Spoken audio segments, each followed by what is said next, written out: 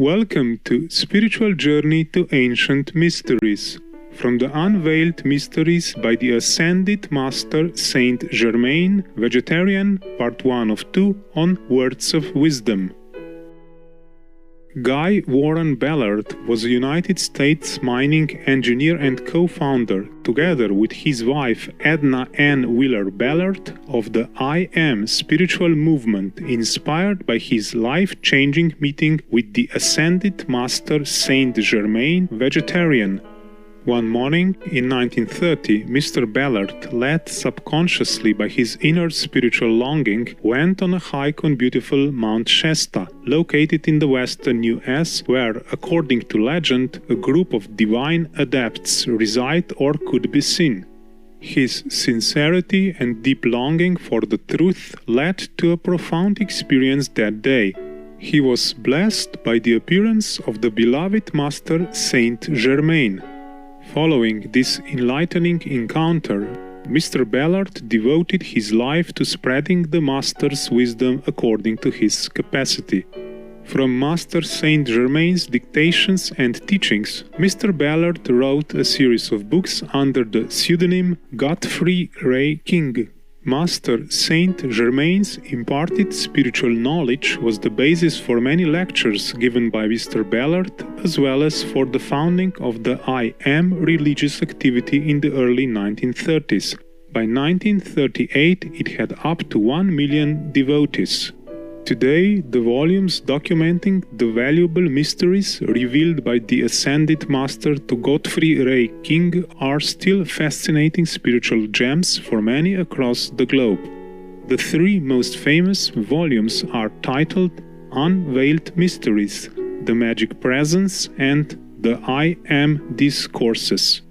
Ascended Master Saint Germain is deeply venerated among the Theosophical Society as he represents the establishment of the Aquarian Age, an era that we are privileged to be witnessing. He is also identified with the Count of Saint Germain, Vegetarian, a mysterious European figure who possessed great inner knowledge and was called immortal by some due to his everlasting youth. Supreme Master Ching Hai, vegan, during a conference in 2022, spoke of the rarity of humans having contact with ascended masters. Very few people can see ascended masters. Oh, that's right. Unless they are going up higher, and the ascended master has to lower themselves down a little. We have asked some of the ascended masters teachings like Saint Germain. Yes, Master. And Master Moya and all that. Yes. Yes. Master. They appear to one or two people only. Yes, Master. true, yes. Mostly they don't always appear. They appear sometimes, but mostly they just dictate their teaching. In today's episode, we present excerpts from Godfrey Ray King's book, Unveiled Mysteries, wherein Saint Germain, Vegetarian, unveils the mysteries of Yellowstone and reminds us to always stay focused and aware of the God qualities within us. Chapter 4 Mysteries of the Yellowstone. My son, he, Saint Germain, continued, you have done well and are calm and poised under these recent experiences. Much depends upon your next step. Focus your entire attention upon the all-controlling God Self within you and do not forget to hold it there. In the light of what occurred later, it was well he had fortified me with that admonition. With that warning, he led the way across the large audience hall to the great bronze door on the west wall. Placing his hand against it, the panel slowly moved upward until we had entered and then closed after us. I stopped immovable with amazement, for I looked upon that which human eyes are rarely, if ever, permitted to behold, and the scene held me motionless, so great was the fascination of its beauty and wonder.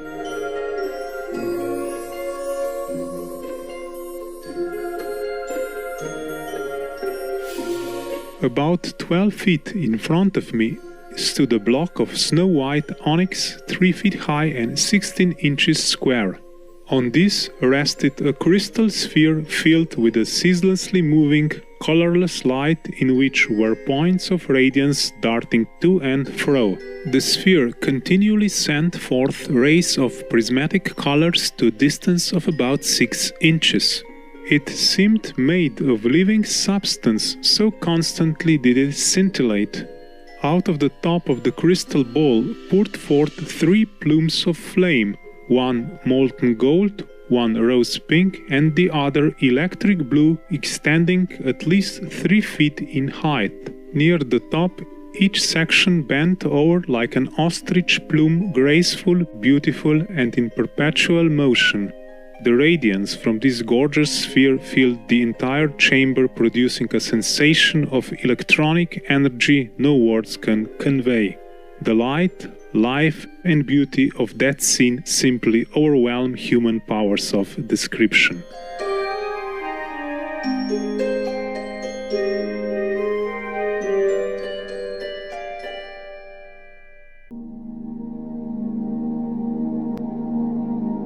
We stepped toward the far end of the room, and there, side by side, stood 3 crystal caskets, each containing a human body.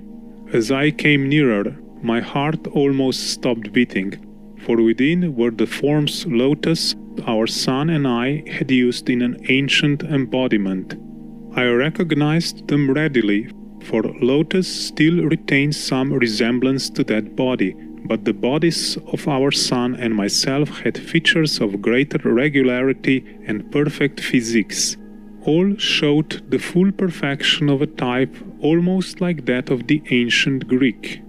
They looked as lifelike as though only sleeping. Each had wavy golden hair and was clothed in garments of a similar golden fabric to that in the robes worn by the figures in the tapestry.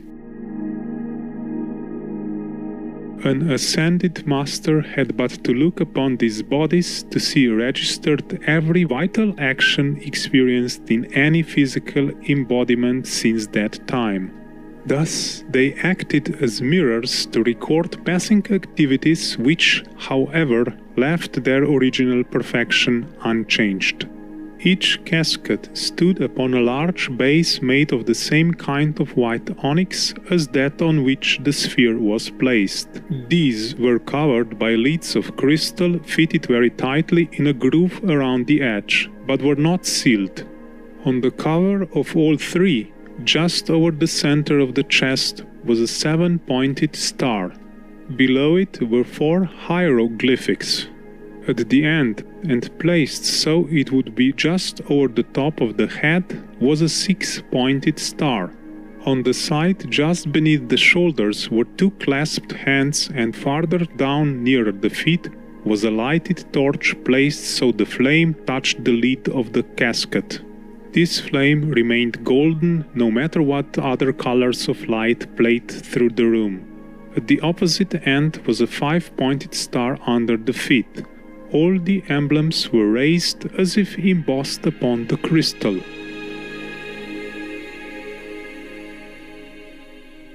These bodies, explained Saint Germain, belonged to you 3 in one particular life, when you left the Golden City to do a special work. Your experiences were so terrific, and yet so much good was accomplished in that life that a great cosmic being appeared and gave the command to preserve them until such time as you could raise your bodies and return to the Golden City. He gave full direction for their preservation, which was faithfully carried out, as you see.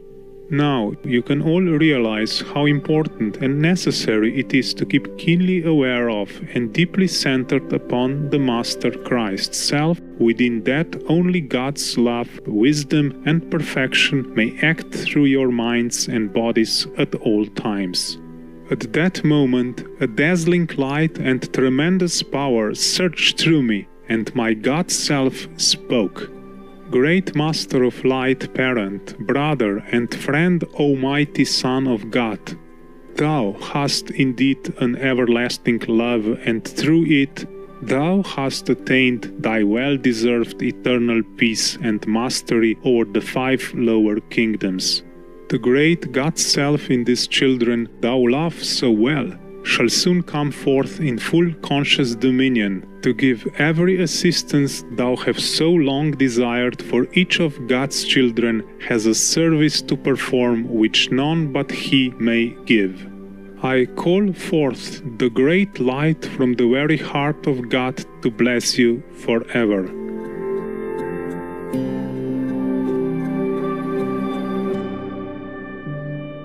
For more information on the Ascended Master Saint Germain Vegetarian, the I Am teachings and Godfrey Ray King's books, please visit stgermainfoundation.org or im-activity.eu.